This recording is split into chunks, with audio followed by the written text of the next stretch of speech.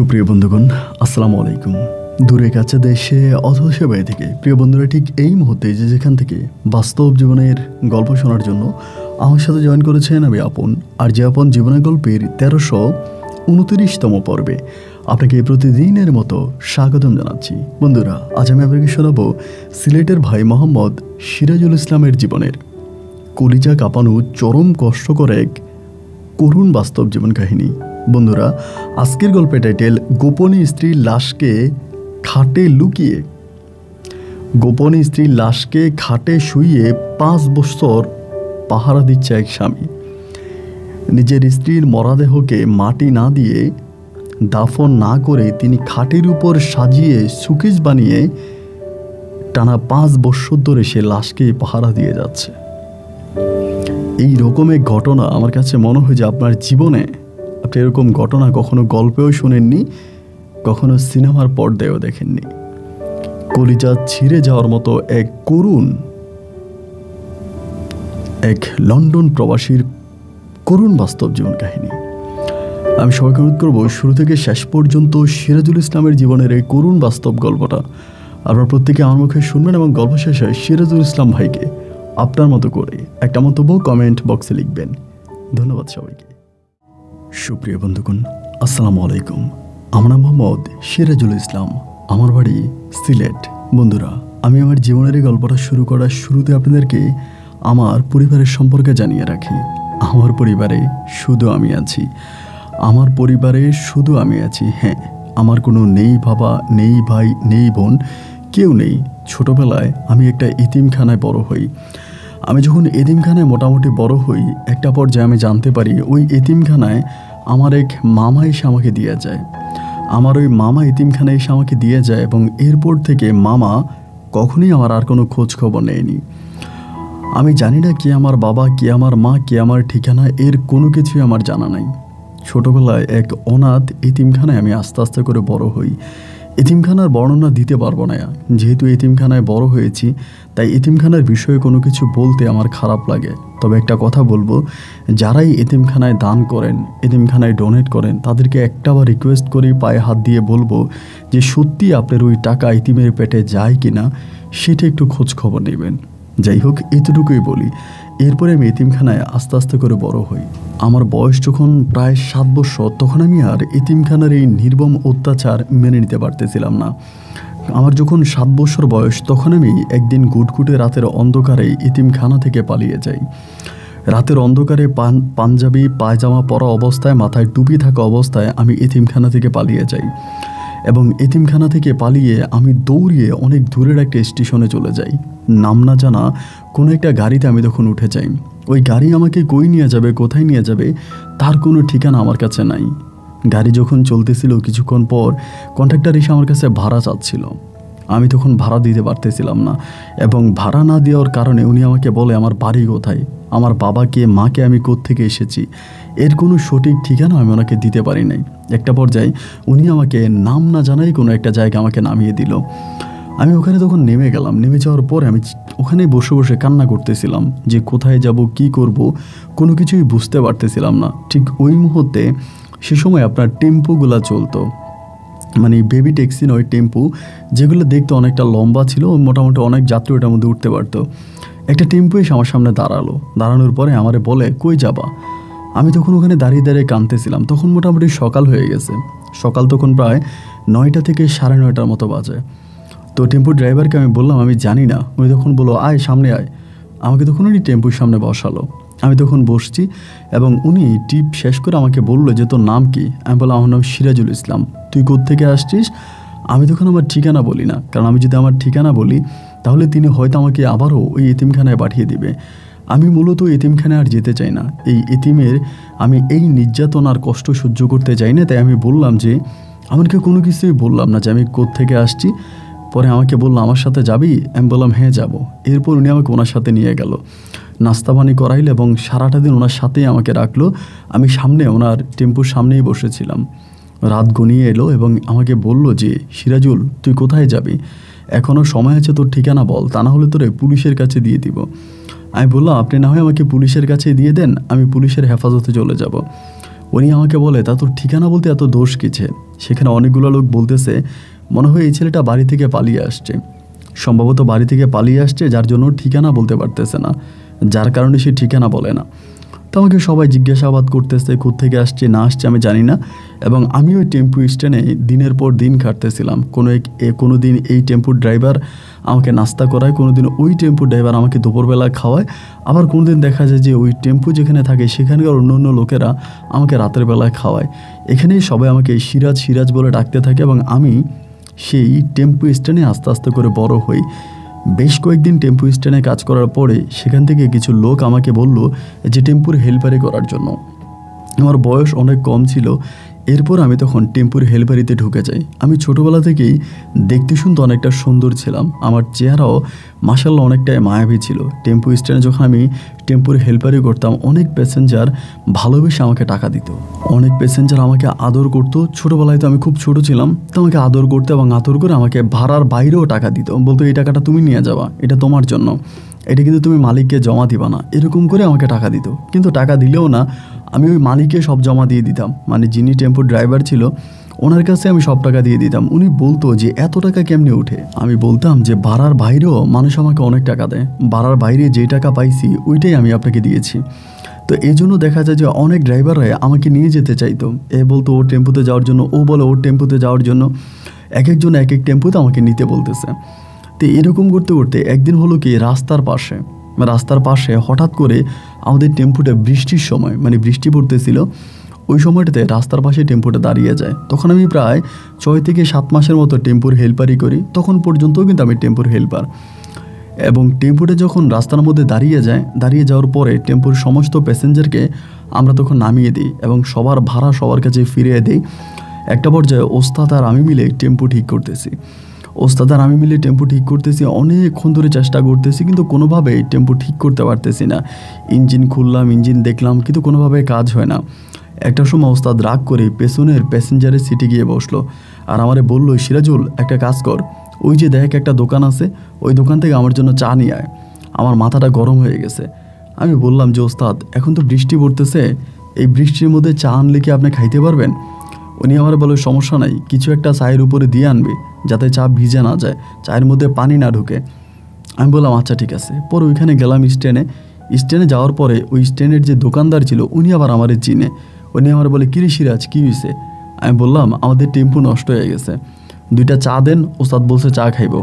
বলে তুই খাবি? আমি বললাম হ আমিও খাবো। তারপর 2টা চা বানাইতেছে এবং এমন সময় একটা মহিলা হঠাৎ করে আমার দিকে তাকিয়ে আছে। আমি খেয়াল করলাম যে মহিলাটা অনেকক্ষণ ধরে আমার দিকে তাকিয়ে আছে। তো দোকানদার যখন চা বানাচ্ছিল উনি আমাকে ডাক দিল, মহিলাটা কাছে ডাকলো। তিনের বয়স অনেক বেশি হবে, মানে মোটামুটি মধ্যবয়স্ক একজন মানুষ। আমাকে বলে, তোমার নাম কি? আমি বললাম আমার নাম সিরাজুল ইসলাম। বলে তোমার বাড়ি কই? আমি বললাম তা তো জানি না। পরে আমার বলে, বাড়ি জানো না? আমি বললাম না, আমি আমার বাড়ির ঠিকানা জানি না। বলে এখানে কি করো? আমি বললাম টেম্পুর হেল্পারি করি। বলে এত কম বয়সে তুমি টেম্পুর হেল্পারি করো, তোমার আব্বা আম্মা নাই? আমি বললাম না, আমার আব্বা আম্মা কেউ নেই।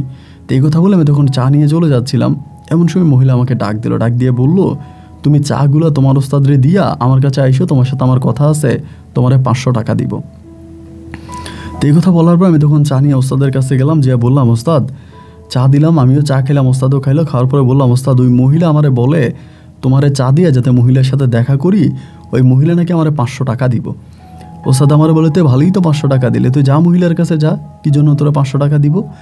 পরে চা খেয়ে মহিলার কাছে আবার আসছি, আইসা বললাম যে বলেন। মহিলা আমাকে বলে, তুমি আমার সাথে যাবা? আমি বললাম আপনার সাথে কই যাব? উনি বলে, আমি তোমার পড়াশোনা করাবো, অনেক ভালো রাখবো, আমার ছেলের মতো রাখবো, যাবা? আমি তখন বললাম যে না আমি যাব না, আমি টেম্পুর হেল্পারি করি, আমি এখানেই ভালো আছি।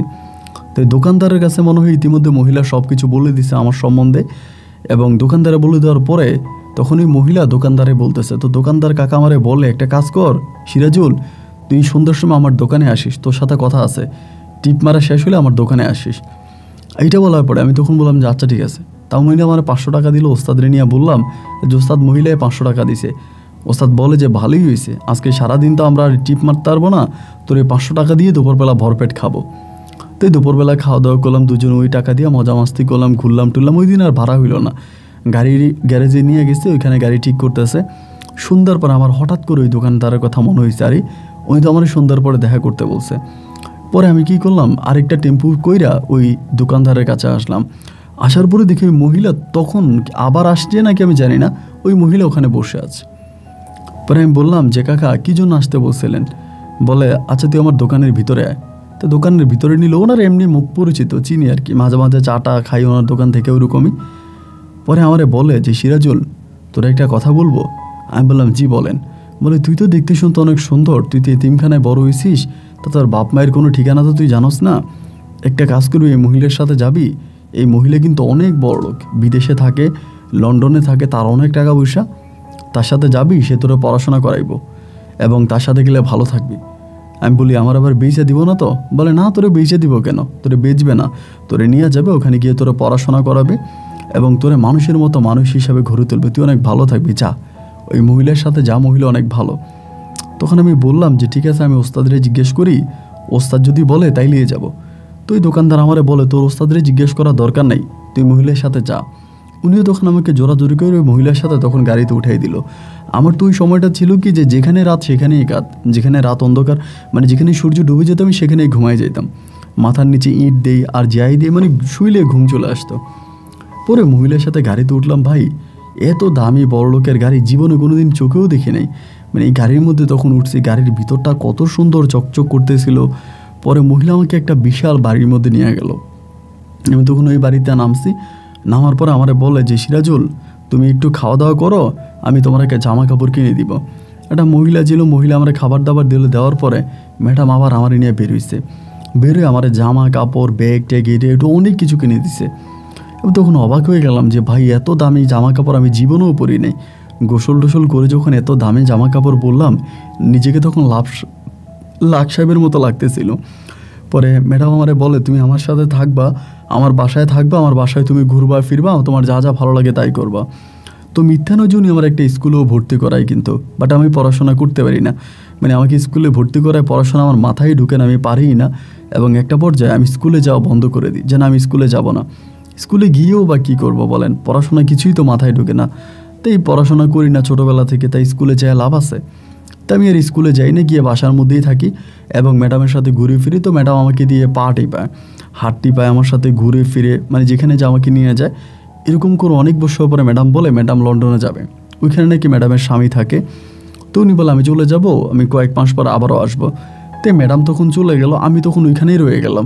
আর স্ট্যান্ডকে অনেক মিস করতেছি, স্ট্যান্ডে আর যাই না। ম্যাডাম আমারে বলছে খবরদার ওই টেম্পু স্ট্যান্ডে আর যাবা না এবং স্ট্যান্ডের কারোর সাথে কথা বলবা না। বললাম যে ঠিক আছে আমি আর যাবো না, আমার তো টেম্পু স্ট্যান্ডে যাওয়াটা খুব জরুরি কোনো কাজ না যে আমার ওখানে যাওয়াই লাগবে।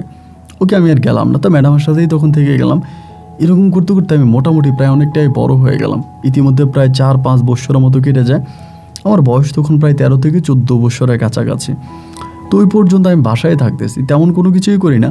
হয়তো মাঝে মাঝে গাড়ি পরিষ্কার করি বা গার্ডেনের মধ্যে কোনো কাজ থাকলে গার্ডেনে কাজ করি বা এইটা ওইটা লাগলে দোকান থেকে এনে দিই। এক কথায় বলতে গেলে ওনার বাসার কাজের ছেলের মতো আমি তখন কাজ করতাম, কাজের ছেলের মতোই কাজ করতাম। এবং এরকম করতে করতে আমার বয়স তখন প্রায় 14-এর কাছাকাছি। সেই সময়টাতে ম্যাডামের কিছু আচরণ আমার কাছে খারাপ লাগতো। তো এগুলো আসলে কীভাবে বলবো, বলার মতো কোনো ভাষাও নাই। তো ম্যাডামের কিছু কিছু আচরণ আমার কাছে খুব খারাপ লাগতো, উনি এরকম কাজ করতো। বাট যে আমার বয়স আমার মায়ের মতো হবে এত বড় একজন মানুষ, উনি যখন এই ধরনের কাজগুলো করে তখন নিজেকে অনেকটা খারাপ লাগে। এরপরও আজকে বহু বছর ধরে ওনার ঘরে আছি এবং ওনাকে আমি আন্টি বলে ডাকতেছি, ওনার সাথে আছি। তো সেই সময় আসলে আর আমি বাধা দিতে পারলাম না এবং ওই বয়সে আমার সাথে এই ধরনের কাজগুলো হইতো আর আমি এগুলো সহ্য করে নিতাম। এমন করতে করতে 1 দিন 2 দিন 3 দিন করতে করতে উনি আমার সাথে কন্টিনিউয়াসলিই করতো। উনি বিদেশ যেত, বিদেশ থেকে আসতো এবং আমার সাথে এগুলো করিয়ে যাইতো। আমাকে কিন্তু উনি বিদেশে নিয়ে যেত না এবং বিদেশে যাওয়ার কথা উনি বলতো না। এভাবে প্রায় আমার জীবন থেকে আরও 4 থেকে 5 বছরের মতো কেটে গেছে এবং এই 4-5 বছর আমি ওনার ঘরে থেকে এই সবই করতাম, যেটা আসলে মুখে প্রকাশ করার মতোই না। তো এগুলো করতে করতে 4-5 বছর কেটে গেল, ওনার বাসায় থাকলাম এবং 4-5 বছরের মধ্যে ওনার বাসায় একটা নতুন ম্যাডামের পিএস আসে। পিএস বলতে ঠিক এরকম, ম্যাডামের কিছু ব্যবসা বাণিজ্য আছে, ওগুলো দেখাশোনা করে এবং ম্যাডামের স্পেশাল কোনো খাবার লাগলে সে বানাইয়া দেয়। মানে এক কথায় বলতে গেলে ম্যাডামের দেহরক্ষীর মতো থাকে একটা মেয়ে, যার নাম হচ্ছে শামিমা। সে বয়সটা ঠিক কিছুটা আমার মতোই হবে, হয়তো আমার থেকেও বয়স একটু বড় হবে অথবা আমার সমবয়সী হবে। তো এই মেয়েটা যখন ম্যাডামের সাথে থাকে বা ম্যাডামের সাথে আসছে, আসার পরে কয়েকদিনের মধ্যে মেয়েটা বুঝে গেল যে ম্যাডামের সাথে আমার কী ধরনের সম্পর্ক। তো এইটা বুঝে যাওয়ার পরে অনেক দিন পরে মেয়েটা একদিন আমাকে বলল যে আচ্ছা সিরাজুল, তুমি যে ম্যাডামের সাথে এগুলো করো, যদি ম্যাডামের হাজব্যান্ড কখনো জানতে পারে তাহলে তো তোমাকে মেরে ফেলবে, তুমি কি জানো? তো আমি মেয়েটারে বললাম যে আমার মেরেই যদি ফেলে আমার কোনো দুঃখ নাই, কারণ আমার এই জীবনেতে কেউই নেই, একদিন বেঁচে আছি এটাই মনে হয় কষ্টকর, আজকে মরে যেতে পারলে আলহামদুলিল্লাহ, আমি আজকেই বেঁচে যাই। মেয়েটা আমাকে বলে এরকম করে বলতেছো কেন, তোমার কি কেউই নাই? আমি বললাম না কেউ নেই। বলে আচ্ছা তোমার বাড়ি কই? আমি বললাম সেটা তো জানি না। বলে তোমার বাবা মা? আমি বললাম তাও জানি না। তো মেয়েটা আমাকে বলে তোমার বাবা মায়ের নাম জানো না, তুমি কোথায় থাকো, কী করো, এর কোনো কিছুই তুমি বলতে পারো না, আসলে কে তুমি? আমি বললাম সেটাই তো আমি জানি না কে আমি। তো আমাকে আমার জীবন সম্বন্ধে জানতে চাই, ওনার কাছে বলি যে এরকম এরকম এতিমখানায় বড় হয়েছি, ওখান থেকে পালিয়ে আসছি, টেম্পু স্ট্যান্ডে কাজ করছি, টেম্পুর হেল্পার ছিলাম, সেখান থেকে শিরিন ম্যাডাম আমাকে নিয়ে আসছে। তো এই ম্যাডামের সাথে তখন আমি আসি এবং মেয়েটাও তখন ম্যাডামের সাথে থাকে, আমিও থাকি। এই করতে করতে আবার মানে প্রায় 3 মাস 4 মাস 5 মাস 6 মাস পরে ম্যাডাম আমার লন্ডন চলে যায়। ধরেন বৎসরের ভিতরে ম্যাডাম 6 মাস লন্ডনে থাকে, 6 মাস দেশে থাকে, এরকমভাবে মিলেই থাকে। এরপরে আবার আমি এখানে আসি, মানে ম্যাডামের ওই লন্ডনে কী আছে না আছে মানে ওইসব আমি কোনো কিছুই জানি না। পরে ম্যাডাম আবার লন্ডনে চলে গেলে আমি তখন এই শামীমের সাথে উঠতাম বসতাম, এবং মোটামুটি শামীমের সাথে আমার খুব ভালো একটা সম্পর্ক ওই সময়টাতে হয়ে যায়, অনেক ভালো একটা সম্পর্ক হয়। এবং আমি আসলে আমার জীবনে যতটুকু ভালো লাগা ভালোবাসা পেয়েছি এটা সম্পূর্ণ শামীমের কাছ থেকে। এই বয়স পর্যন্ত কেউ আমাকে এরকম করে কাছে টেনে নেয়নি, এরকম করে আদর করেনি, অথবা জ্বর হলে মাথার মধ্যে জল পড়তে দেয়নি, মাথা ব্যথা করলে আমার মাথা মেসেজ করে দেয়নি, আমাকে একটু আদর ভালোবাসা কেউ দেয়নি। জীবনে যতটুকু আদর ভালোবাসা স্নেহ মায়া যতটুকুই পেয়েছি এই সবই শামীমের কাছ থেকে। এবং ওকে আমি একটা অন্য নজরে দেখতাম, কখনোই যে এই নজরে ওর প্রতি আমার আসবে এটা আমি বুঝতেই পারিনি। এভাবে 1 দিন 2 দিন 3 দিন করে সময়গুলো কাটতে কাটতে একটা পর্যায়ে আমি বুঝতে পারি যে শামীমা আসলে আমার কাছে কী চায়, বা শামীমের সাথে আমার সম্পর্কটা কী। কিন্তু খারাপ কোনো সম্পর্ক না, মূলত ওর সাথে এরকম করে ঘোরাফেরা করতে করতে, খাওয়া দাওয়া করতে করতে, দুষ্টমি শয়তানি ফাজলামি এসব করতে করতে এক পর্যায়ে আমি ওর প্রতি অনেকটাই দুর্বল হয়ে যাই, এবং একইভাবে ও নিজেও আমার প্রতি অনেকটা দুর্বল হয়ে যায়, এবং দুজন দুজনের প্রতি একটা প্রেম ভালোবাসার সম্পর্ক তখন আস্তে আস্তে করে শুরু হচ্ছিল। কিন্তু এইটা শিরিন ম্যাডাম জানতো না, এবং শিরিন ম্যাডাম তখন দেশের বাইরে ছিল। যখন শিরিন ম্যাডাম আসে, এবং শিরিন ম্যাডাম আসার 2 দিন পরে যখন শিরিন ম্যাডামের সাথে আমার এই ধরনের সম্পর্কগুলো হয়, তখন শামীমা মনে ভীষণ রকমের কষ্ট পায়। ও তখন আমাকে বলে দেখো, তুমি আগে যা করার করছো, যেটা করার করছো, আমি সব কিছু মেনে নিয়েছি, কিন্তু এখন তো তুমি আমার বয়ফ্রেন্ড বা তুমি আমার ভালোবাসার মানুষ, সুতরাং এখন তুমি এসব করবা এটা আমি মানতে পারবো না। আমি তখন বললাম যে এত বছর ধরে ওনার সাথে আছি, এবং ওনার বাসাইতে আমি বড় হয়েছি, আমি তো সেই ছোটোবেলায় ওনার বাসায় আসছি, তো এখন কি তুমি আমারে বললে এখান থেকে চেঞ্জ করতে পারবা? আমি তো এখান থেকে চেঞ্জ হবো না। ও আমাকে বলে যে না, তোমার আর ম্যাডামের বাসায় কাজ করতে হবে না, তুমি এখান থেকে চলে যাও। আমি তখন বললাম তা ম্যাডামের বাসা ছেড়ে আমি কোথায় যাব? আমার এতটুকু বয়সে তো আমি ম্যাডামের বাসা ছেড়ে বাইরে কোথাও যাইনি। ও আমাকে বলে যে না, যা হবার তা হয়েছে, তুমি এই ম্যাডামের বাসা ছেড়ে দাও। এবং একটা পর্যায়ে তখন নিজেই আমাকে, আমার এই 18-19 বছর বয়সে, আমি একেবারে ছোটো বাচ্চার মতো ছিলাম, আমার বয়সটা যদি 18-19 বছর, বাট আমার এই পৃথিবী সম্বন্ধে, জগৎ সম্বন্ধে আমার তেমন কোনো ধারণা ছিল না। 4 দেওয়ালের মাঝে একটা ঘরের মধ্যে আমি বড় হই, এবং এই ঘরের মধ্যে আমি থাকি, সেখানে আমার বেড়ে ওঠা, সেখানে আমার ভালো লাগা, ওই ঘরের মধ্যেই আমার সব কিছু। একটা পর্যায়ে তখন মোটামুটি অনেকটাই, তখন শামীমা আমাকে অনেক ভালোবাসে, এবং ভালোবাসার পরে ও তখন আমাকে একটা মেস ঠিক করে দেয়। ওর পরিচিত এই ছিল মনে হয়, ওরা একটা মেসে আমাকে তখন উঠে দেয়। আমি তখন একটা মেসে উঠে হঠাৎ করে এক রাতে পালিয়ে যাই ম্যাডামের বাসা থেকে। তো আমার কাছে তো কোনো মোবাইল ফোন টোন বা ওরকম কোনো কিছুই নেই যে ম্যাডাম আমার খোঁজ পাবে বা আমি কোথায় গেছি না গেছি বলতে পারবে। আমি ম্যাডামের বাসা ছেড়ে তখন ওই হোস্টেলে চলে আসি, হোস্টেল বলতে মেসের মতো। ওই মেসের মধ্যে আমি তখন থাকতে শুরু করি। এরপরে মাঝে মাঝে শামীমই আমার সাথে ওখানে দেখা করে যেত, আমাকে বলতো যে খবরদার মেসের বাইরে কোথাও যাবা না, সবসময় মেসের মধ্যেই থাকবা, কারণ ম্যাডাম কিন্তু তোমাকে প্রচুর খুঁজতেছে, এখানে ওইখানে লোক পাঠিয়ে দিছে, এবং ম্যাডাম একটা পর্যায়ে পুলিশ নোটিস করছে, মানে পুলিশকেও জানাইছে, তা পুলিশও কিন্তু তোমাকে খুঁজে বের করে ফেলবে। সো তুমি যদি পারো সাবধানে থেকো, কোনো সময় কোনো কারণে বাসার বাইরে যাও না। তো আমি তখন ওই বাসার মধ্যেই তখন আস্তে আস্তে করে থাকতেছিলাম, আর শামীমা আসতেছে, কয়েকদিন পর পর ওর সাথে দেখা হচ্ছে, কথা হচ্ছে, এরকম করতে করতে অনেক দিন পরে ও একদিন হঠাৎ করে সম্ভবত ম্যাডাম বিষয়টা জেনে যায় যে ওর সাথে আমার কোনো সম্পর্ক ছিল, বা ও আমাকে বাসা থেকে বের করে দিছে।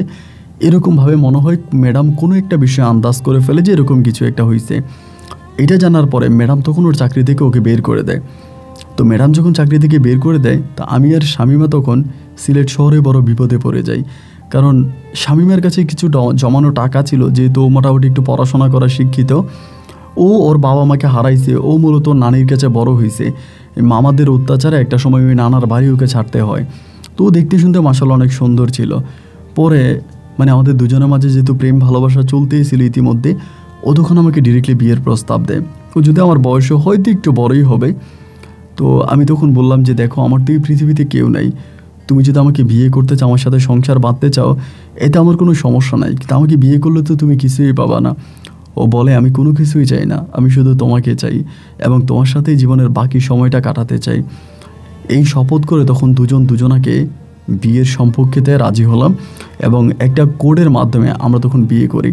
সেই সময়টাতে পর্যন্ত আপনি বিশ্বাস করেন আমার কোনো মানে আমার যে ভোটার আইডি কার্ড, আমার যে জন্ম ঠিকানা, এগুলো আরেকটা পরিবার থেকে, শামিমার পরিচিত একটা পরিবার থেকে আমার জন্ম নিবন্ধন ও বের করে দেয়, আমার ভোটার আইডি কার্ডও বের করে, মানে আরেকটা পরিবারকে রিকোয়েস্ট করে ওই পরিবার থেকে, মানে ওদেরকে বাবা মা বানিয়ে ওখান থেকে আমার ভোটার আইডি কার্ড বের হয়, আমার জন্ম নিবন্ধন বের হয়। কিন্তু মূলত আমার কোনো বাবা মায়ের ঠিকানা আমার জানা নাই।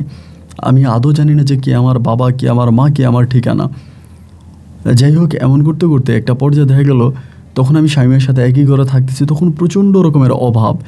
শামিমা তখন ধরেন একটা কোম্পানিতে চাকরি করতো, একটা বিদেশি কোম্পানি, কিন্তু বেতন ছিল অনেক কম টাকা বেতন পাইতো। যে টাকা বেতন পাইতো তা দিয়ে আসলে আমরা দুজন মানুষ চলতে বড় কষ্ট হয়ে যেত। আমি তো তেমন কিছু করতাম না, কারণ আমি তেমন কোনো কাজও পারি না, তেমন কোনো কাজেও আমি কোনো পারদর্শিক না, কোনো কাজ পারি না। তো দেখা যায় যে ও তখন একটা চাকরি করতো, চাকরি করে আমাকে কোনো রকম ওর সাথে রেখে দিত। তো আমরা তখন বিয়ে করে ফেলি, একই ঘরে থাকি, কিন্তু ও কোনো ভেবে নেয় না, কোনো বাচ্চা নেয় না। ওর কথা হচ্ছে বাচ্চা নিলে খাওয়াবে কে, আমরা তো নিজেরাই খেতে পারি না, নিজেরাই চলতে পারি না। আর এদিক দিয়ে ওই শিরিনা ম্যাডাম তো আমাদেরকে পাগলের মতো খুঁজে বেড়াচ্ছে, বিশেষ করে আমাকে, শামিমাকে না, আমাকে খুঁজে বেড়াইতেছে। আমি কই চলে গেলাম, কোথায় চলে গেলাম, মানে ম্যাডাম তো ম্যাডামের মতো করে আমাকে খুঁজতেছে। আমার কোনো অ্যাড্রেস বা আমার কোনো ঠিকানা ম্যাডাম খুঁজে পাইনি। যাই হোক, এইভাবে একদিন, 2 দিন, 3 দিন সময়গুলো কাটতে কাটতে আমি তখন ঘরের মধ্যেই বসে থাকতাম এবং শামিমা আমাকে এতটাই পছন্দ করতো, কোনো একটা কাজে গেলেন আমি কাজ করতে পারতাম না। আমার চেহারা এতটাই ফর্সা ছিল, একদম লাল ছিলাম। কোনো একটা কাজ করলে মনে হতো মানুষের মুখ থেকে তো ঘাম বেরোয়, আমার মুখ থেকে মনে হতো যেন রক্ত বেরোবে, এরকম একটা অবস্থা। তা এই করতে করতে একটা পর্যায়ে শামিমার সিদ্ধান্ত নিলে যে আমাকে দেশের বাইরে পাঠিয়ে দেবে। ও আমাকে বলে আমি তোমাকে দেশের বাইরে পাঠিয়ে দিব, কারণ তুমি দেশে থাকলে কিছুই করতে পারবা না, তোমাকে কোনো কাজে পাঠাইলেও তুমি ঠিকমতো কাজ করতে পারো না, আর মানে তুমি কাজ করলে আমার খুব কষ্ট লাগে। তোমার যদি কাজ করতে হয় তবে আমার চোখের সামনে থেকে গিয়ে কাজ করো, আমার চোখের সামনে তুমি কাজ করবা, এটা আমি অ্যাটলিস্ট মানতে পারবো না। আমি তখন বললাম আমি পুরুষ মানুষ, আমি পুরুষ হয়ে জন্মেছি, তো আমাকে তো কাজ করতেই হবে, তুমি কি আমাকে কাজ থেকে দূরে ঠেলে দিতে পারবা বা কাজ না করিয়ে রাখতে পারবা? ও আমাকে বলে যে না, তুমি আমার চোখের সামনে কাজ করবা এবং আমার চোখের সামনে কাজ করতে করতে তুমি শেষ হয়ে যাবা, এইটা অ্যাটলিস্ট আমি মানতে পারবো না, আমি তোমাকে এভাবে কাজ করতে দিব না। আমি বললাম আরে বোকা, তুমি এরকম করতেছো কেন, কাজ তো কাজে আমি করি না, কিন্তু আমাকে কাজ করতে দেয় না, আবার কাজ না করলেও জানি কেমন করে। এরকম করতে করতে তখন নিজের টাকা দিয়ে আমার তখন পাসপোর্ট বানায়। তো আমার আসলে পাসপোর্ট বানানো, বিদেশ যাওয়া, এই সমস্ত কিছুর উপরে আমার কোনো ইচ্ছা শক্তি বা কিছুই ছিল না, আমার বিদেশ যাওয়ারও কোনো প্ল্যানিং ছিল না। কিন্তু নিজ থেকে আমাকে তখন পাসপোর্ট বানিয়ে দেয় যে তুমি বিদেশে যাও। তো আমি যেতে চাই না। এরপর আমাকে পাসপোর্ট বানায়। পাসপোর্ট বানানোর পরে ও তখন সৌদি আরবের একটা ভিসার জন্য কথা বলে, একটা ট্রাভেল এজেন্সিতে কথা বলে সৌদি আরবের ভিসার জন্য। তো সেই ভিসার জন্য কথা বলে, কিন্তু ওর কাছে অত টাকা নাই, আমার সৌদি যাওয়ার জন্য যেই টাকা লাগবে সেই টাকা ওর কাছে নাই। পরে ওর নানু বাড়িতে, ওর আবার তখনও নানু ছিল, তো মামারা খুব অত্যাচার করতো ওর উপরে, এত অত্যাচার করতো যা বলার মতো না। পরে ওর নানু কার কাছ থেকে জানি কেমনে ও তখন অনেকগুলো টাকা ম্যানেজ করে, মোটামুটি ম্যানেজ করার পরে আরও কিছু টাকা ও ঋণ করে, কেমনে জানি ঋণ করে বা কোত্থেকে টাকাগুলো ম্যানেজ করে আমি জানি না। তবে ওর খুব কষ্ট হয়, এই টাকাগুলো এই জায়গা থেকে ওই জায়গা থেকে বিভিন্ন জায়গা থেকে জোগাড় করে তখন আমাকে টাকাটা ম্যানেজ করে দেয়। এবং এই টাকাটা দেওয়ার পর আমার তখন সৌদির ভিসা হয়। সৌদির ভিসা হওয়ার পরে আমার তো আসলে ও ছাড়া পৃথিবীতে কেউ নেই, একমাত্র ওই তো আমার আপন, ভালোবাসার মানুষ বলি, বউ বলি, গার্ডিয়ান বলি, যাই বলি না কেন সব কিছুই তো ও ছাড়া তো আর কেউ নেই। তো একটা পর্যায়ে আমি ওর কাছ থেকে বলে এবং ওর কাছ থেকে বিদায় নিয়ে ওর নানির সাথেও আমি একটা দিন দেখা করি এবং এরপরে আমি তখন সৌদি আরবে চলে যাই। এবং সৌদি আরবে যাওয়ার পরে আমি সৌদি আরবে কাজে যাই এবং যেই কাজে আমাকে নিয়ে যায় সেই কাজটাই কিন্তু আমাকে দেয়। আমাকে রেস্টুরেন্টের কথা বলছিল, তো আমি তখন রেস্টুরেন্টে কাজ পাই, কিন্তু বাবুর্চির কাজ, মানে শেফের কাজ, পিছনে কাজ করি। তো বাবুর্চির সাথে কাজ করতেছে। বাবুর্চিটা ছিল ইরানি একটা বাবুর্চি ছিল, অনেকটা ভালো ছিল। তো ওনার সাথে আমি তখন কাজ করতেছি খুবই ভালোভাবে কাজ করি, খুবই সেফটি নিয়ে কাজ করি। প্রায় 8 মাসের মতো আমি তখন সৌদি আরবে থাকি। 8 মাস থাকার পরে আমি ওর জন্য মাসে মাসে মানে টুকিটাকি যে বেতন পাইতাম ওটা পাঠাইতাম, এবং 8 মাস পরে হঠাৎ করে কোম্পানি বন্ধ করে দিবে। মানে আমি যে রেস্টুরেন্টে আসছিলাম ওখানে মানে রেস্টুরেন্টটা চলতেছে না, যে কোনো কারণে এখন দোকানটা বন্ধ হয়ে যাবে। তো দোকানের যত কর্মচারী আছে সবাইকে দেশে পাঠিয়ে দিবে। তো ওই 8 মাসে কিন্তু আমি মোটামুটি বাবুর্চির কাজটা অনেকটাই শিখে গেছি। আমি বিভিন্ন Arabic food, Thai food, Chinese food, অথবা আপনার ইন্ডিয়ান ফুড, কন্টিনেন্টাল ফুড, এরকম অনেক ধরনের খাবার কিন্তু আমি তৈরি করতে পারতাম। আমি অনেক ধরনের খাবার তৈরি করতাম এবং আমার খাবার প্রচণ্ড রকমের সুস্বাদু হতো, অনেকটা মজারও হতো। কাস্টমাররা খেয়ে বা গেস্টরা খেয়ে অনেক মজা পাইতো এবং বাবুর্চিকে থ্যাঙ্কস জানাইতো, মানে আমাকে থ্যাঙ্কস জানাইতো। তো এখন হঠাৎ করে 8 মাস পরে হোটেল বন্ধ হয়ে যাবে, আর আমি কোথায় যাব? মানে মাত্র 8 মাস হইলো আসছি, এখনও যে টাকা ঋণ করে আসছি বা আমাকে শামিমা যে টাকা দিছে তার 10 ভাগের 1 ভাগ টাকাও কিন্তু আমি মানে দিতে পারি নাই। তো ফোনে তখন শামিমের সাথে কথা, আমি ওরে বললাম যে দেখো এমন এমন ঘটনা, এখন তো কোম্পানি বন্ধ হয়ে যাবে, সবাই তো চলে যাবে, আমি এখন কি করব? ও বলে তুমি যদি দেশে আসো তাহলে আত্মহত্যা করা ছাড়া আমার কাছে আর কোনো পথ খোলা থাকবে না, আমাকে আত্মহত্যা করতে হবে, এছাড়া আমি এই ঋণ কীভাবে পরিশোধ করব? এটা তো 1 টাকা 2 টাকার গল্প নয়, আমি তো মানে অনেক টাকা নানির কাছ থেকেও নিছি এবং অনেকগুলো টাকা আমি সমিতির কাছ থেকে নিছি, এই টাকা আমি কীভাবে পরিশোধ করব? তো আমার কাছেও তো জমানো কোনো টাকা নাই। আমি তখন বললাম আচ্ছা ঠিক আছে, তুমি চিন্তা করো না, আমি যেভাবেই পারি তোমার টাকা আমি ম্যানেজ করব। তা আমি যখন করলাম কি, কোম্পানি যখন বন্ধ হয়ে যাবে সবাইকে খরচ দিয়ে দেবে, ওই সময় একটা সময় কোম্পানি থেকে পালায়া যায়। ওই কোম্পানি থেকে পালায়া যায়, কারণ পালিয়ে যাওয়া ছাড়া আমার কাছে আর কোনো পথ খোলা ছিল না, আর কোনো রাস্তা ছিল না, যার জন্য বাধ্য হয়ে আমি কোম্পানি থেকে পালিয়ে যাই। এবং কোম্পানি থেকে পালিয়ে আমি তখন ভাবতেছিলাম যে আমি কি করব। আমি এরকম একটা ছেলে যে ভাই আমি কোনো কাজই করতে পারি না, আমাকে দিয়ে আসলে কোনো কাজই হয় না। কোনো কাজ করতে গেলে, এই কাজটা করতে গেলে আমি একটা কাজও ঠিকঠাক মতো করতে পারি না। পরে কাজে গেলাম, কাজে যাওয়ার পরে আরেকটা রেস্টুরেন্টে তখন কাজ নিলাম। তো তখন আমি মোটামুটি শেফের কাজ জানতাম, এই জন্য আমার একটা রেস্টুরেন্টে কাজ হইলো। ওই রেস্টুরেন্টে তখন কাজ নিলাম, কাজ করতেছি, ওইটাতে আবার বেতন পাইতেছি 1 মাস 2 মাস 3 মাস করে। বাট ওই রেস্টুরেন্টটা একটু একটা কারখানার ভিতরে ছিল, মানে একটা কারখানার ভিতরে ছিল, এবং ওই কারখানায় অনেকগুলো শ্রমিক কাজ করতো, অনেকগুলো লোকজন কাজ করতো। তো তাদের খাবার বানাইতাম, বিশেষ করে ওনাদেরই খাবার বানাইতাম। এখানে অনেক লোক আছে, তাদের খাবার দাবার আমি বানাইতাম, সেটাই আমি তাদেরকে দিতাম। এরকম হতো যে মানে এটা একটা মানে ইন্ডিয়ান একটা কোম্পানি নিয়েছে এই রেস্টুরেন্টটা, এবং শুধু ওখানে যারা কাস্টমার ছিল, এখানে যারা ছিল মানে যারা এই জায়গায় কাজ করতো, শুধুমাত্র তাদের খাবারই পরিবেশন করতাম, তাদেরকেই খাবার দিতাম। তো ঠিক আছে, নিজের মতো করে পড়ে আছি, কাজ টাজ করতেছি, এভাবে অনেকটা মাস কাজ করছি। মোটামুটি যতটুকু ঋণ ছিল ঋণটা কিন্তু পরিশোধ করে ফেলছি। শামিমার ঋণ পরিশোধ করছে এবং ঋণটাও পরিশোধ হয়ে গেল। ও যেখান থেকে ঋণ নিচ্ছে ওইখানে আমি টাকা দিছি, দেওয়ার পরে কাজ করতেছি। এইভাবে একদিন হলো কি, হঠাৎ করে কাজ করতে গিয়ে মানে ওটা তো আসলে অতটা নিরাপদ ছিল না, আমার তেল এসে একদম গরম তেল আমার পেটের মধ্যে পড়ে, একেবারে মানে এরকম গরম যে আসলে বলার মতো না। তা আমার এমনিতেই শরীরের চামড়া অনেক পাতলা ছিল, প্রচণ্ড রকমের পাতলা ছিল। তো এইটা এই পেটের মধ্যে পড়া মাত্রই মনে হয় কি যে পেট ছিদ্র হয়ে গেছে, এমন একটা অবস্থা। তো মানে একদম পুরো পেটটা পুড়ে গেছে, মানে পুড়ে গেছে, পুড়ে যাওয়ার মতোই পুড়ে গেছে। একে তো গরম ছিল, আর এটা তো কোনো রেস্টুরেন্ট না ওইরকম যে বলে দিয়ে লোকেরা এসে চেক করে, বা রাস্তার পাশের কোনো রেস্টুরেন্ট তা কিন্তু না, এটা একটা কারখানার ভিতরে। সুতরাং ওখানে যারা কাজ করতো ওরা সেফটি নিয়ে কাজ করতে পারতো না, ওখানে সেফটির অনেক অভাব ছিল। পরে আমার পেটটা পুরোপুরিভাবে পুড়ে গেছে, একদম গরম তেল এসে পড়ে নাভি থেকে শুরু করে পেটের পর্যন্ত পুড়ে গেছে, এবং মানে পুরে মাংসগুলো পুড়ে গেছে, এমন একটা অবস্থা। তো যিনি মানে আমার সাথে যে ছিল আর কি কাজ করতো, তো উনি আমারে বললো যে এখানে আমাকে কোনো সহযোগিতা করা হবে না, মানে আমি যেখানে কাজ করব বা মানে তো কোনো সহযোগিতা আমাকে করা হবে না, যেহেতু আমার পেট পুড়ে গেছে, তারা আমাকে টাকাও দিবে না চিকিৎসা করার জন্য। ভাই প্রবাসের মাটিতে একটা কথা বলে রাখি, আল্লাহ যাতে কোনো মায়ের ছেলেকে অসুস্থ না করে, কারণ প্রবাসের মাটিতে একটা মানুষ অসুস্থ হওয়া মানে কি জানেন, আমার কাছে মনে হয় যে এর থেকেও কষ্ট আর কিছু হতে পারে না।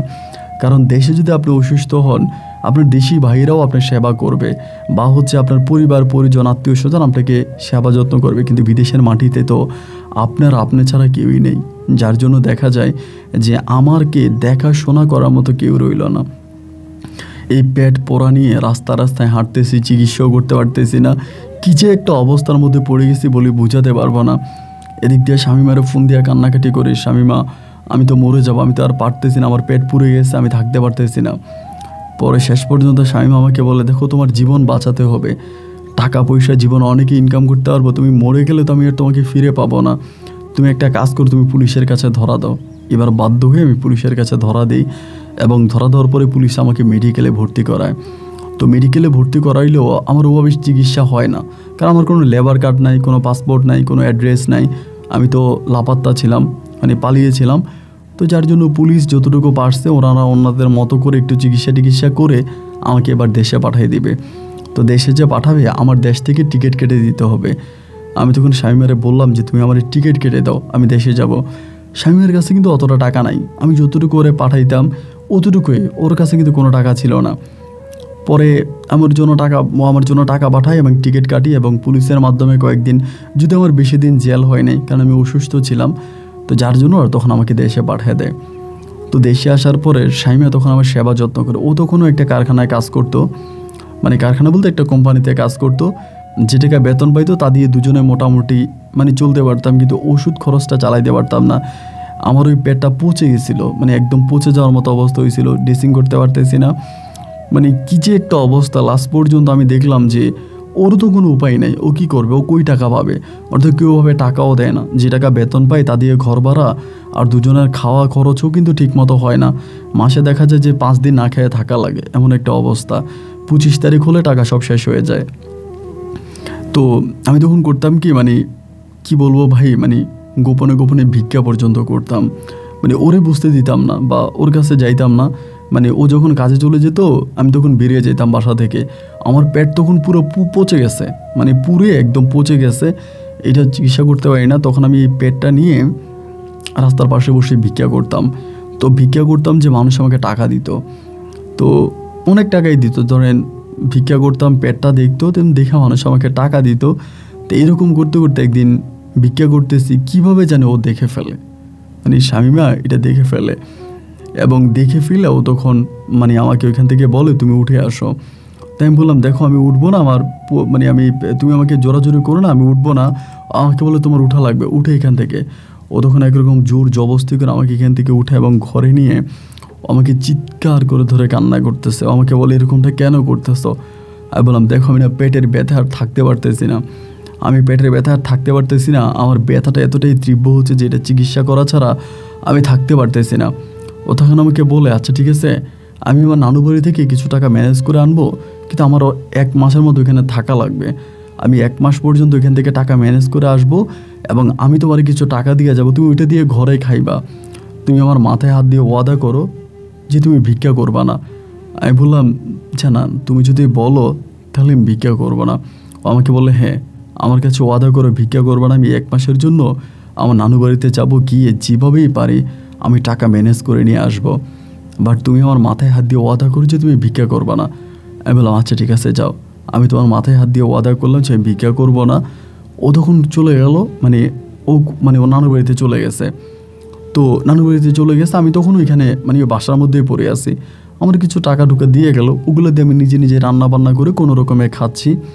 প্রায় 1 মাস অতিবাহিত হয়ে গেছে। ওর সাথে মাঝে মাঝে ফোনে কথা হতো, ও আমাকে ফোন করতো। মানে আমরা যে বাসায় থাকতাম আমার কাছে মোবাইল ছিল না, বাসার বাড়িওয়ালার কাছে মোবাইল ছিল, মাঝে মাঝে ফোন দিত, তো বাড়িওয়ালা আমাকে আইনে দিতাম, ওর সাথে কথা বলতাম। এরকম করতে করতে প্রায় মাসখানিক পরেও একদিন মানে বাসায় আসছে। বাসায় এসে আমাকে বলতেছে যে আমি তোমার এটার মানে চিকিৎসা করব, মানে অপারেশন করব তোমার এটার পেটের। তাই আমি বললাম টাকা কি পাইছো? বলে হ্যাঁ টাকা নানুর কাছ থেকে ম্যানেজ করে নিয়ে আসছে, সো আমি এটা করব। তো ও তখন আমাকে টাকা দিল এবং টাকা দেওয়ার পর আমি তখন এই পেটের চিকিৎসাটা করলাম, অপারেশনটা করলাম। এর উপরে চামড়াটা কেটে দিয়ে নতুন করে চামড়া লাগানো হয়েছে, বাট অনেক টাকা লাগছে। তো এই বলে আমি তখন সুস্থ হয়ে বাসায় আসছি এবং বাসায় আসার পরে বাস্তবতা কী জিনিস সেটা আমি বুঝতে পারছি। প্রচণ্ড রকমের অভাব অনটন, মানে বাস্তবতা কাকে বলে এইটা আমি তখন বুঝতে পারছি বাসায় আসার পরে। এবং এইভাবে এই কয়েকটা দিন কেটে যাওয়ার পরে একদিন হলো কি, মানে আমার কেন জানি ওই ম্যাডামকে অনেক মিস করতেছিলাম, শিরিন ম্যাডামকে, মানে শিরিনা ম্যাডামকে অনেক মিস করতেছিলাম। তো আমি ভাবতেছিলাম যে একটু ম্যাডামের সাথে দেখা করব। তো ম্যাডাম কি দেশে আছে না লন্ডনে আছে তাও তো জানি না, আর ম্যাডামের সাথে দেখা করলে তো শামীমা আর মেনে নিবে না। পরে মানে জানি না ভিতরে হঠাৎ করে কেনই অনুভূতিটা জাগলো যে একটু ম্যাডামের সাথে দেখা করবো, একটু ম্যাডামের সাথে কথা বলবো। পরে আমি শামীমাকে কোনো কিছু না বলেই আমি তখন ম্যাডামের সাথে দেখা করার জন্য ম্যাডামের বাসায় যাই। ওই সময় ম্যাডামের বাসায় যাওয়ার পরে দারোয়ানের সাথে দেখা হয়, এবং দারোয়ানের সাথে দেখা হলে পরে দারোয়ান তখন আমাকে ভিতরে নিয়ে যায়। ভিতরে নিয়ে যাওয়ার পরে ম্যাডাম তো আমাকে দেখে অবাক, মানে আমাকে দেখে দৌড়ে এসে আমাকে জড়ায় ধরে যে সিরাজুল তুই কই গেছিলি, তুই কোথায় গেছিলি? আমি তখন ম্যাডামকে বললাম যে ম্যাডাম আমি তো আপনার এখানে আর কাজ করি না, আমি অন্য এক জায়গায় কাজ দিচ্ছি, ওইখানে কাজ করি। তা ম্যাডাম আমারে বলে, দেখ সিরাজুল, তুই আমার এখানে ছোটোবেলা থেকে বড় হয়েছিস, আমি তোর অনেক ভালোবেসে তোরা বড় করছি, একরকম তুই আমার কাছেই ছিলি, তুই আমার বাসা থেকে পালাই গেলি, কী কারণে গেলি, আমার অপরাধটা কোথায়? আচ্ছা তুই তো আমাকে বলতে পারতি যে এইসব তোর ভালো লাগে না, আমাকে বললেই তো হইতো, আমি তোর সাথে আর এই সমস্ত কাজ টাজ করতাম না। এরপরও তুই আমাকে কেন বললি না, আমাকে না জানিয়ে কেন তুই আমার বাসা থেকে পালিয়ে গেলি? সিরাজুল, এটা তুই একদম ভালো করিস না, তুই আমার বাসা থেকে যেতে পারবি না। পরে আমি বলছি যে ম্যাডাম আমি বিয়ে করে ফেলছি, আমার ওয়াইফ আছে, আমি এখন আমার ওয়াইফের সাথে থাকি। এখন বিয়ে করে ফেলছি এটা বলাতেই ম্যাডাম তখন প্রচণ্ড ক্ষেপে যায়, মানে রেগে যায় যে আমি বিয়ে করছি কেন, মানে উনি এটা মেনে নিতে পারে নাই। পরে উনি আমাকে ডিরেক্টলি প্রস্তাব করলো যে সিরাজুল আমি তোকে লন্ডনে নিয়ে যাব, তুই যাবি?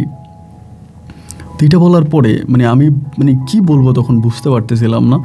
তো আমি তখন বললাম যে ম্যাডাম আসলে লন্ডনে যাব, মানে আমার তো মানে ইচ্ছা আছে, বাট আমার ওয়াইফের কাছ থেকে আমাকে অনুমতি নিতে হবে।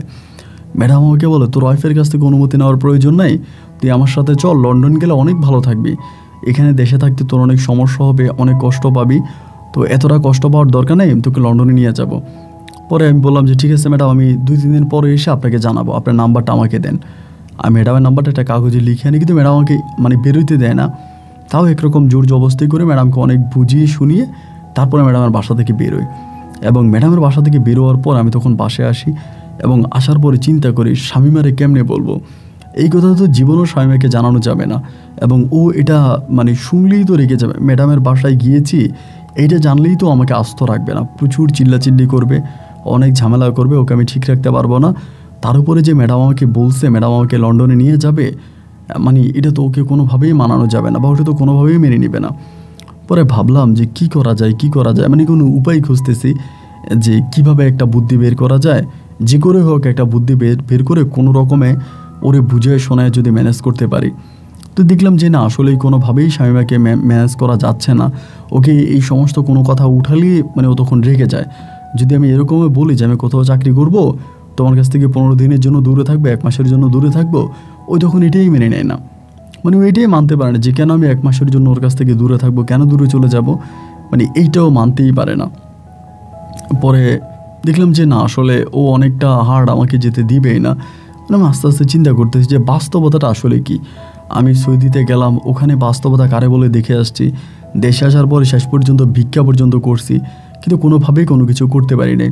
তো এই ম্যাডামের সাথে যদি যাই তাহলে দেখি না যে জীবনের পরিবর্তন ঘটে কিনা। এবং আমি তখন শামীমাকে না জানিয়ে, শামীমাকে না বলে আমি তখন গোপনে গোপনে ম্যাডামের কাছে পাসপোর্ট জমা দিই। ম্যাডামের কাছে পাসপোর্ট জমা দিই, এবং জমা দেওয়ার পরে ম্যাডাম তখন আমার পাসপোর্টটা এম্বাসিতে জমা দেয়। এবং এম্বাসিতে জমা দেওয়ার পরে ম্যাডাম তখন আমার ভিসা টিসা সব কিছু প্রসেস করে। শামীমার চোখ ফাঁকি দিয়ে আমি একটা সময় এম্বাসিও ফেস করি ম্যাডামের সাথে। এবং সব কিছু ঠিক হওয়ার পরে ম্যাডাম তখন আমাকে লন্ডনে নিয়ে যাবে। ম্যাডাম আমাকে বলে যে ঠিক আছে আমি তোমাকে নিয়ে যাব, তুমি আমার সাথে যাবে। এবং সব কিছু ঠিকঠাক হলো পরে আমার যেদিন ফ্লাইট হবে সেদিনের মুহূর্তটা আমি ভুলতে পারবো না। সারাটা রাত আমি খুব কান্না করছিলাম, কারণ আমি জানি যে আমি চলে যাচ্ছি, আমি ওর কাছে আর কখনোই ফিরবো না, বা ওর কাছেই ফিরবো, প্রতিষ্ঠিত হয়ে ফিরবো, এরকম চিন্তা করতেছি। এবং ওকে ছেড়ে আমাকে অনেক দিন থাকতে হবে, অনেক দূরে থাকতে হবে। এগুলো যখনই ভাবতাম তখনই ধরেন চোখের কোনো জল এসে ভিজে যাইতো, অনেক কষ্ট হইতো। আমি তো আমাকে অনেক ভালোবাসি, শামীমাকে অনেক ভালোবাসি, এতটাই শামীমাকে ভালোবাসি যে আমি শামীমাকে ছাড়া অন্য কোনো কিছু চিন্তাই করতে পারি না। তো ওকে ছাড়া থাকতে হবে, মানে আমার তখন ভীষণ কষ্ট হচ্ছিল। এরপরও যখন কাজে গেলাম আমি তখন বাসা থেকে বেরিয়ে গেছি, মোবাইল ফোন টোন সব কিছু বন্ধ করে দিলাম। এবং বন্ধ করে দেওয়ার পর আমি ম্যাডামের সাথে তখন এয়ারপোর্টে চলে গেলাম। এয়ারপোর্ট থেকে ম্যাডাম তখন আমাকে মানে ইমিগ্রেশন কমপ্লিট হওয়ার পর আমি ম্যাডামের সাথে তখন লন্ডনের উদ্দেশ্যে রওনা দিলাম। তো তো আমি আলহামদুলিল্লাহ ম্যাডামের সাথে লন্ডনে গিয়ে পৌঁছালাম। পৌঁছানোর পরে ম্যাডাম তার রুমে আমাকে নিয়ে গেল এবং ওই রুমে ম্যাডাম একাই থাকতো। যদিও এখানে ম্যাডামের ছেলেমেয়েরা থাকতো না, হাজব্যান্ড থাকতো না, তারা আলাদা থাকতো। ওই বাসা ম্যাডাম আমাকে তখন উঠাইলো। তো আমাকে ওই বাসে উঠানোর পরে ম্যাডামের সাথে কথাবার্তা বলতেছি, থাকতেছি। ম্যাডাম আমাকে বারবার বলতেছে, তোমার বাংলাদেশি ওয়াইফের সাথে কোনো যোগাযোগ রাখবা না, বাংলাদেশি ওয়াইফের সাথে কথা বলবা না, কখনোই তাকে কল দিবা না, তার সাথে কোনো রকমের কোনো কন্ট্রাক্ট করবা না।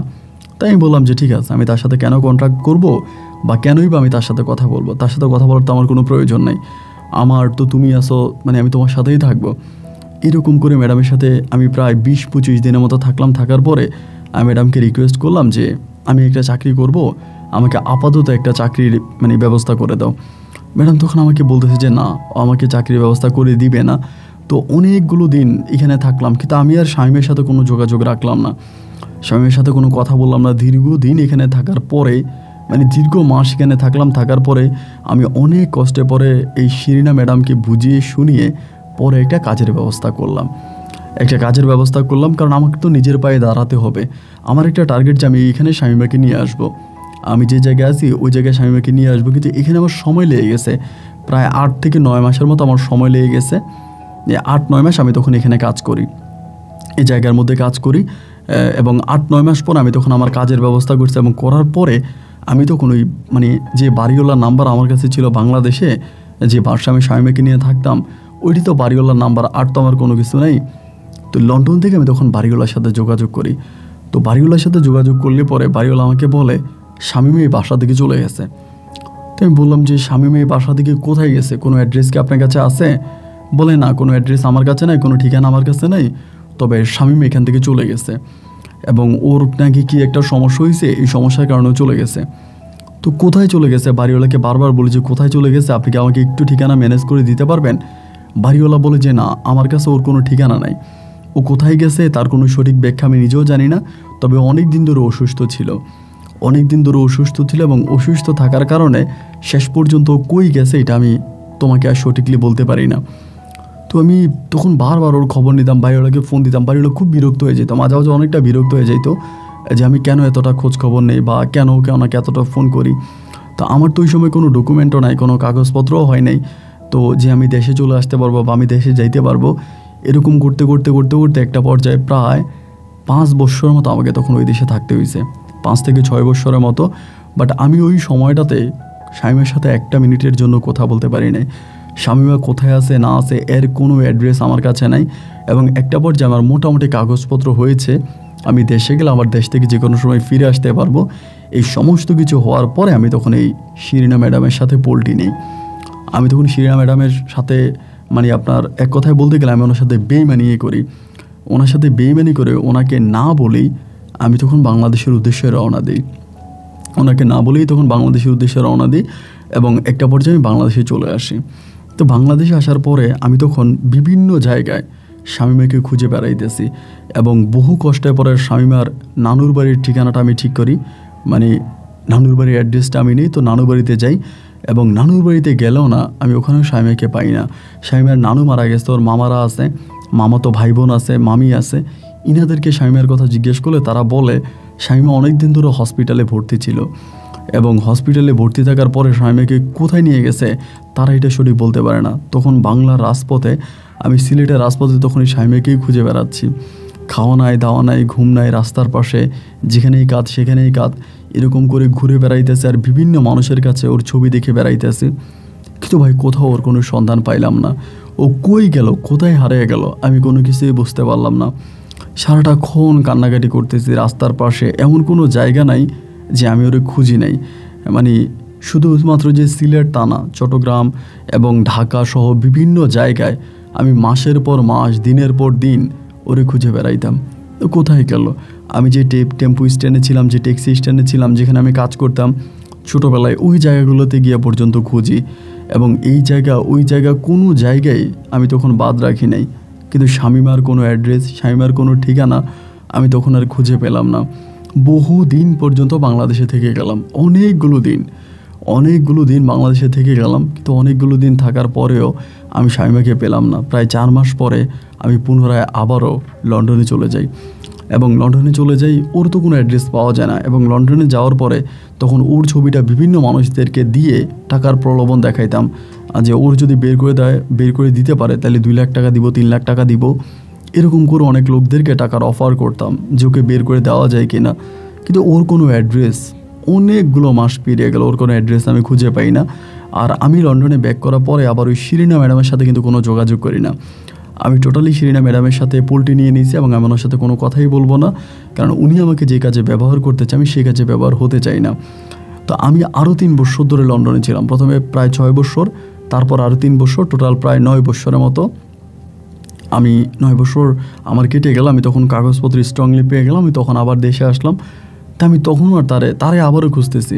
কিন্তু এই যে এতগুলো দিন পার হইতেছে, আমি চাইলে কিন্তু বিয়ে শাদী করতে পারতাম, সংসার করতে পারতাম, বা লন্ডনে অনেক ভালো ভালো ফ্যামিলিতে বিয়ে করা যেত, আমার অপরচুনিটি ছিল, সুযোগ ছিল। কিন্তু ভাই আমি করি নাই, কারণ আমার একটাই টার্গেট যে আমি ওকে ভালোবাসি এবং আমি ওর জন্য ওয়েট করবো, এবং ইনশাল্লাহ একদিন না একদিন আমি ওকে খুঁজে পাবো।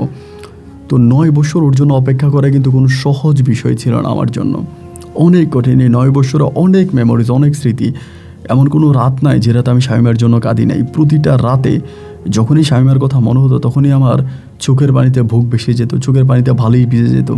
প্রচুর কান্না করতাম যে কেন ওকে পাই না, ও আমার কাছ থেকে দূরে কেন, ও আমার কাছে কেন আসে না, আমাকে কেন পাই না। সারাক্ষণই ওর জন্য কান্নাকাটি করতাম, মন খারাপ করতাম। 9 বছর কেটে যাওয়ার পরে এরপর আমি আবারও বাংলাদেশে আসি।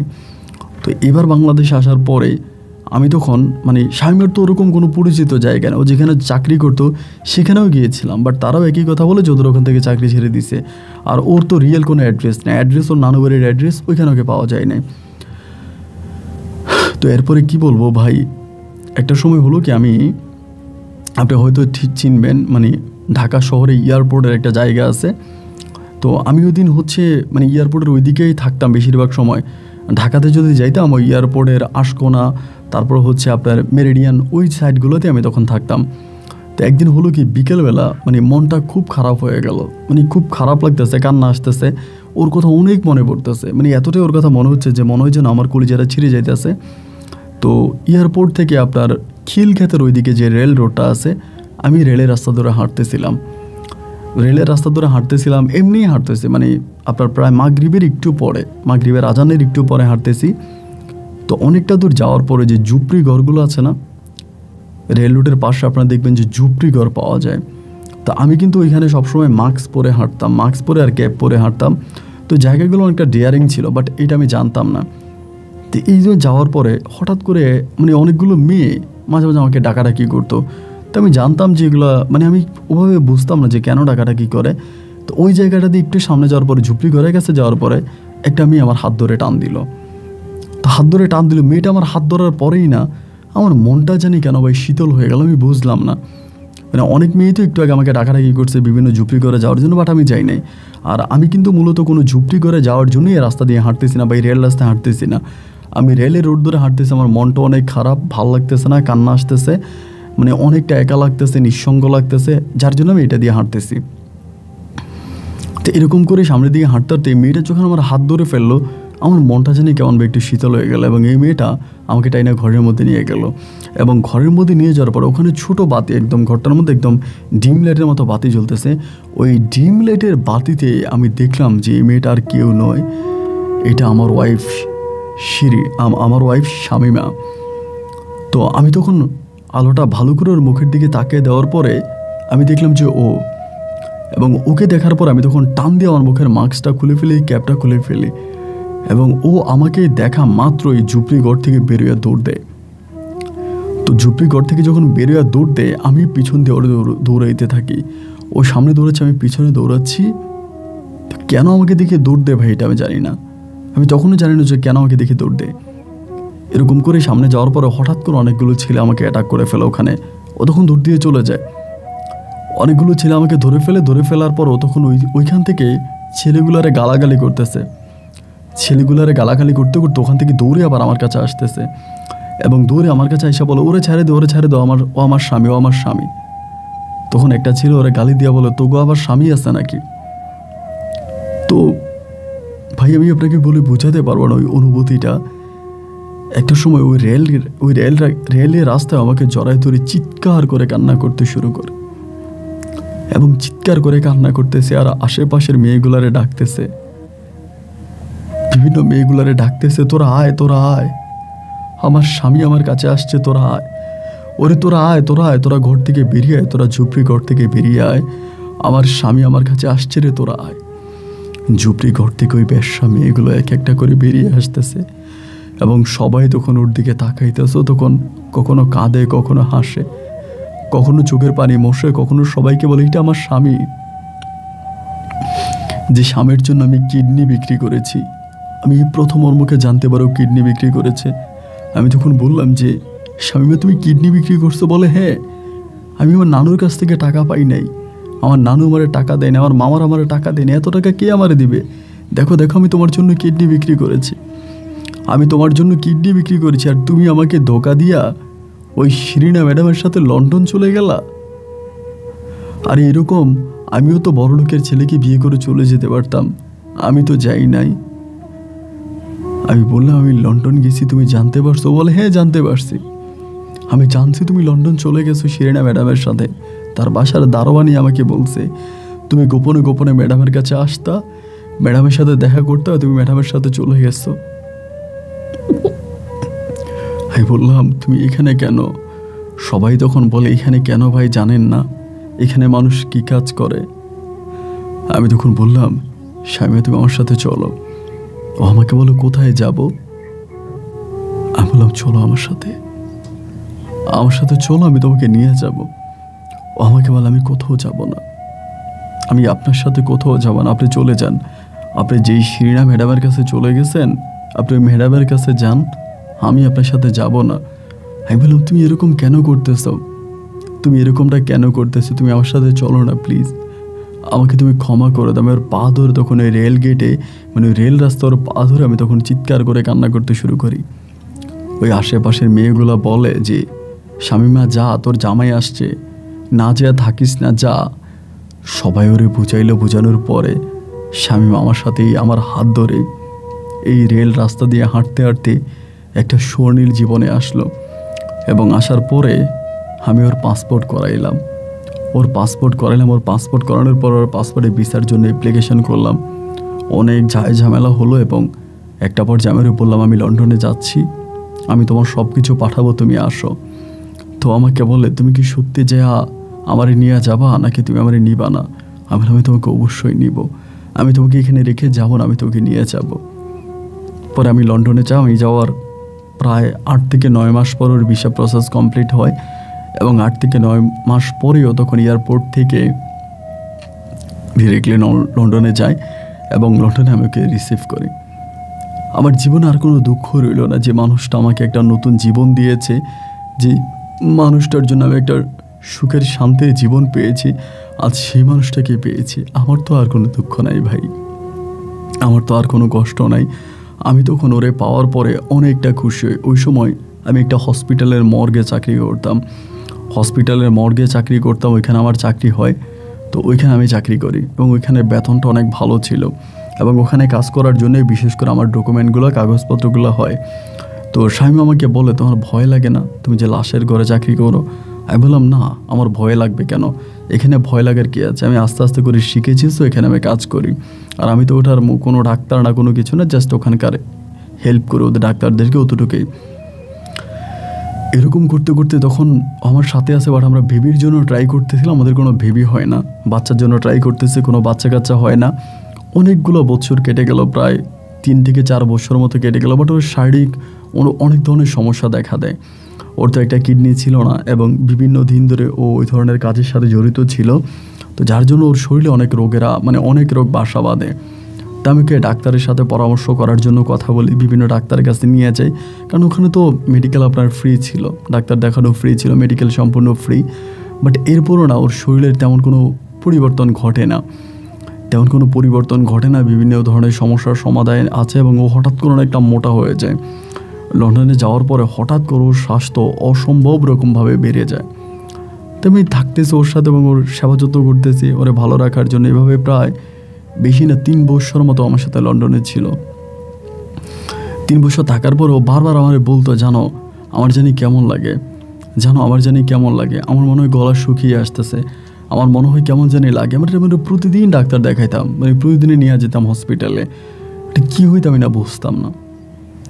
এরকম করতে করতে একদিন রাতের বেলা ও আর আমি একসাথেই শুইলাম, দুজনে একসাথে শুয়েছো, কিন্তু প্রতিদিন ফজর নামাজ পড়তো। ওখানে তো মসজিদে আজান হতো না, আজান দিত না, কিন্তু নামাজ পড়তো। তো ওই দিনও মানে নামাজের সময় হয়ে গেছে, আমরা ডাকতেছি যে শামিয়া তুমি নামাজ পড়বা না, শামিয়া নামাজ পড়বো না, কয়েকবার ডাক দিলাম, বাট ও কোনো শব্দ করে না। যখন শব্দ করে না তখন আমি ভাবলাম যে কী হয়েছে, শব্দ করে না কেন। এবং যখন ও খুব জোরে একটা ধাক্কা দিলাম তখনও দেখি ও শব্দ করে না। যখন ও শব্দ করে না তখন আমি জায়গার ভিতরে চিৎকার দিয়ে উঠছি। আমি জায়গার মধ্যে চিৎকার দিয়ে উঠছি এবং চিৎকার দিয়ে উঠে আমি তখন সাথে সাথে পুলিশ কল করি এবং পুলিশ ওই জায়গার মধ্যে আসে। আসার পরে অ্যাম্বুলেন্স খবর দেওয়া হয়, অ্যাম্বুলেন্সে করে ওকে তখন হসপিটালে নিয়ে যাওয়া হয়। নিয়ে যাওয়ার পরে সেখানে যে ডাক্তার ছিল তারা বলে অনেক আগেই মারা গেছে।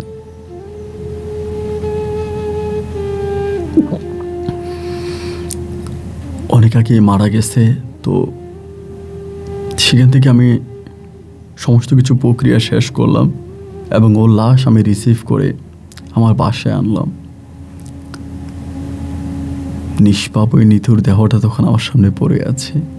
সেই মানুষটা, যে মানুষটা নিজের কিডনি বিক্রি করে আমার পেটের চিকিৎসা করেছে, আমাকে একটা সুস্থ জীবন দিয়েছে, এ তো সেই মানুষটা যে মানুষটা শিরিনা ম্যাডামের বাসা থেকে আমাকে ভালোবাসা দিয়ে একটা দাসত্ব জীবন থেকে আমাকে মুক্তি দিয়েছে। এ তো সেই মানুষটা যে মানুষটা মানুষের কাছ থেকে ঋণ করে ধার করে নানির হাতে পায়ে ধরে মামাদেরকে ধরে বহু কষ্টের পর টাকা পয়সা ম্যানেজ করে আমাকে সৌদি আরবে পাঠিয়েছে। এ তো সেই মানুষটা যে মানুষটার কাছে আমি এই গোটা দুনিয়াতে শান্তির আশ্রয় পেয়েছি, যে আমাকে ভালোবেসেছে। সে শুধু আমার বউ ছিল না, সে ছিল আমার বেঁচে থাকার একমাত্র অবলম্বন, আমার প্রাণ পাখি। আমি চিন্তা করছি আমার এই জানের টুকরাটারে আমি কেমনে কবরে শোয়াই দিব। ওরে কবরে শোয়া আমি এই দুনিয়াতে নিঃশ্বাস কীভাবে নিব? ওরে কবরের শোয় আমি নিঃশ্বাস নিতে পারবো না। ওরে কবরের শোয় দিলে আমি মরে যাব। আমি তো হসপিটালে কাজ করতাম, আমি কিছু জিনিস জানি। আমি তখন আমার ঘরের ভিতরে একটা গ্লাস তৈরি করলাম, একটা মোমেন্ট ক্লিয়ার গ্লাস, এবং গ্লাসের মধ্যে আমাকে রাখলাম। রেখে ওর শরীরে আমি লাশ পচন না ধরার জন্য যা যা দেওয়া দরকার দিলাম, এবং দেওয়ার পর উপরে গ্লাস করে দিলাম। আমি আমার রুমের মধ্যে ওর সাথে ঘুমাইতাম। পাশে ওর মরা দেহটা পড়েছিল, বাট আমি কখনোই ভাবতাম না যে ও মৃত। আমি ওর দিকে তাকায়া থাকতাম, অপলক দৃষ্টিতে ওর মুখের দিকে তাকায়া থাকতাম। প্রতিটা দিন প্রতিটা রাতও আমার সাথে ঘুমাইতো। আমি সকালের ঘুম থেকে উঠে ওর মুখের দিকে তাকায়া কাজে যাইতাম, আবার কাজ শেষে এসে ওর মুখের দিকে তাকাইতাম। মাঝে মাঝে ক্লাসের কাছে গিয়ে বলতাম, স্বামী তুমি খাবা, স্বামী তোমার খিদা লাগছে, স্বামী তোমার খাবার দিব। ও না কোনো কথা বলতো না।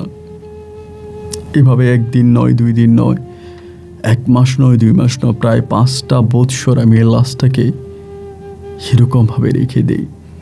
কিন্তু 5 বছর পরে আমি কিছু জিনিস স্বপ্নে দেখতে শুরু করি। ও যে আমার সাথে আছে, আমি দেখতাম যে ও খুবই কান্নাকাটি করতেছে, ও নিঃশ্বাস নিতে পারে না, ওর নিঃশ্বাস আটকায়া যায়, ও নিঃশ্বাস নিতে পারে না, নিঃশ্বাস আটকায়া যায়, কান্নাকাটি করে, প্রচণ্ড রকমের কান্নাকাটি করে। এবং স্বপ্নে এসে সে আমার কাছে মুক্তি চায়, স্বপ্নে এসে আমার কাছে মুক্তি চায়, এবং স্বপ্নে এসে আমার হাতে পায়ে ধরে কান্নাকাটি করে তাকে মুক্তি দেওয়ার জন্য আমার কাছেও মুক্তি চায়। পরে একজন আফ্রিকান হুজুর ছিল আমাদের ওই এলাকায়, একটা মসজিদে নামাজ পড়াইতো। আমি তখন আমার এই ঘটনাগুলো হুজুরের কাছে শেয়ার করি, বিশেষ করে ওকে যে আমি এভাবে রেখেছি। হুজুর, ওই আফ্রিকান হুজুর তখন আমাকে বলে, এটা আমি অনেক খারাপ করতেছি, এবং ও প্রতিটা মুহূর্তে কষ্ট পাচ্ছে, আমি যে তোকে দাফন করে ফেলি। এই 5 বছর পর ওই হুজুরকে সাথে করে নিয়ে পরে আমি ওর দাফন কাজ সম্পূর্ণ করলাম।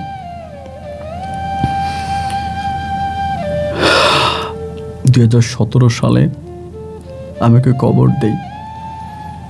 17 সাল থেকে আজকের এই দিনটা পর্যন্ত এমন কোনো দিন নাই যে আমি অন্তত কাজ শেষ করে একবার ওর কবরের কাছে যাইনি। প্রতিটা দিন কাজ শেষ করে ওর কবরের কাছে যাব, ওর কবরের কাছে কিছুক্ষণ বসবো, এরপরে আমি ঘরে আসি, আমার দৈনন্দিন জীবনের কাজগুলো করি।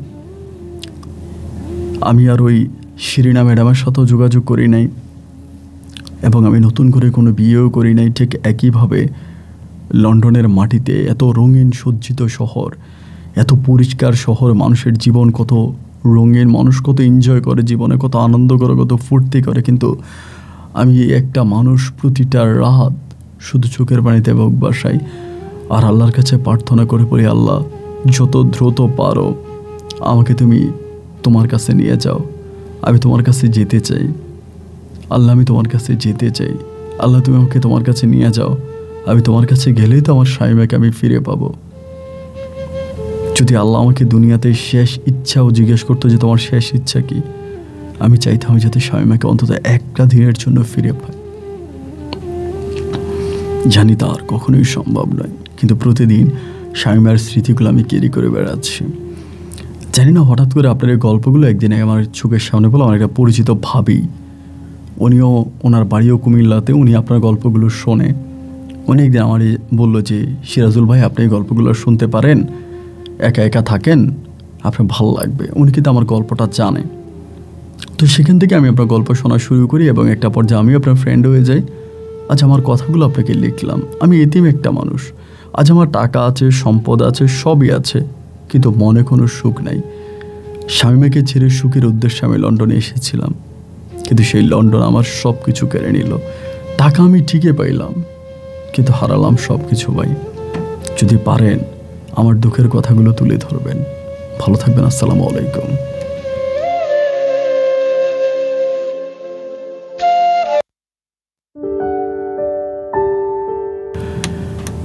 প্রিয় বন্ধুগণ, সবাইকে অনেক বেশি ধন্যবাদ এই পর্যন্ত আমার সাথে থেকে সিলেটের ভাই সিরাজুল ইসলামের জীবনের করুণ বাস্তব গল্পটা শোনার জন্য।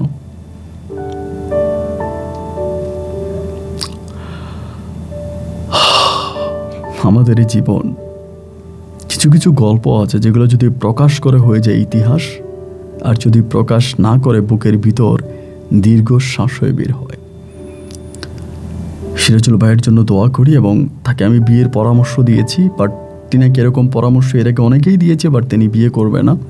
আল্লাহ যাতে তাকে ধৈর্য ধারণ করার শক্তি দেয় এবং ভবিষ্যৎ জীবনে সে যাতে সুখী হতে পারে সেই ব্যবস্থা যেন রব্বুল আলামিন করে দেয়, এই শুভকামনা আমি আজকের মতো এখানে বিদায় নিচ্ছি। বন্ধুরা, এই গল্প নিয়ে আপনার কোনো ব্যক্তিগত মতামত থাকলে কমেন্ট বক্সে লিখবেন, বা সিরাজ ভাইকে নিয়ে কিছু বলার থাকলে সেটাও আপনি লিখতে পারেন। আজ এখানেই বিদায়।